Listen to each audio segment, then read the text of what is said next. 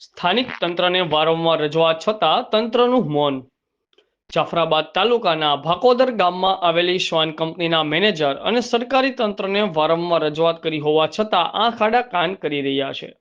સાવરકુંડલાથી રાજુલા આવતા આગરિયા ગામ પાસે પથ્થર ભરેલ ટ્રકો એટલી હદે ઓવરલોડ ભરેલ હોય છે. આના કારણે ટ્રકનું આખું ડાલું ટ્રકમાંથી નીકળીને રોડ ઉપર પડ્યું હતું. આ ટ્રકમાં ભરેલ મહાકાય જીવલેણ પથ્થરો રોડ ઉપર પડ્યા હતા. સદનસીબે આ બનાવ બન્યો ત્યારે ત્યાં કોઈ વાહન કે વ્યક્તિ ન હતી, એટલે મોટી જાનહાનિ ટળી હતી. આ બાબતે અમારા આઝાદ મીડિયાના પ્રતિનિધિ દ્વારા અનેકવાર સ્થાનિક તંત્રને મીડિયાના માધ્યમથી ધ્યાન દોરવામાં આવ્યું હોવા છતાં પણ તંત્ર દ્વારા આજ દિન સુધી અમારી રજૂઆતને અનદેખી કરીને આંખ આડા કાન કરતા હોય એવું લાગી રહ્યું છે. આ ઓવરલોડ ટ્રકો જે જીવલેણ મહાકાય પથ્થરો ભરીને જાય છે, એમાં કોઈ પણ જાતની સેફટી નથી અને એમના લીધે આ રસ્તા ઉપર નીકળતા નાના વાહનો તેમજ રાહદારીઓના જીવનું જોખમ હોય. આટલા માટે કંઈ એવો બનાવ ના બને પહેલા ઓવરલોડ પથ્થર ભરેલા ટ્રકો તાત્કાલિક સ્થાનિક અધિકારો બંધ કરાવે એવી રજૂઆત કરવામાં આવે છે.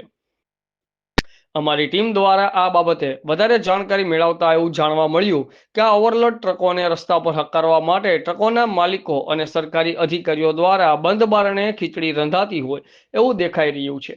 એટલા માટે તો આ બધા ઓવરલોડ ટ્રકો દિવસ ને રાત રોડ ઉપર ચાલી રહ્યા છે અને આ તંત્રની નજરે દેખાતા નથી કે પછી અધિકારીની મીઠી નજર હોવાના કારણે ચાલે છે એ સમજાતું નથી.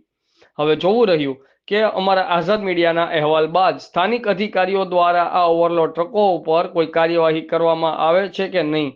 બાકી હોતા હે ચલતાની નીતિ અપનાવવામાં આવશે. કેમેરામેન મહેશ સોલંકી સાથે બ્યુરો ચીફ ભગવાનભાઈ ભરવાડ, આઝાદ મીડિયા લાઈવ, અમરેલી.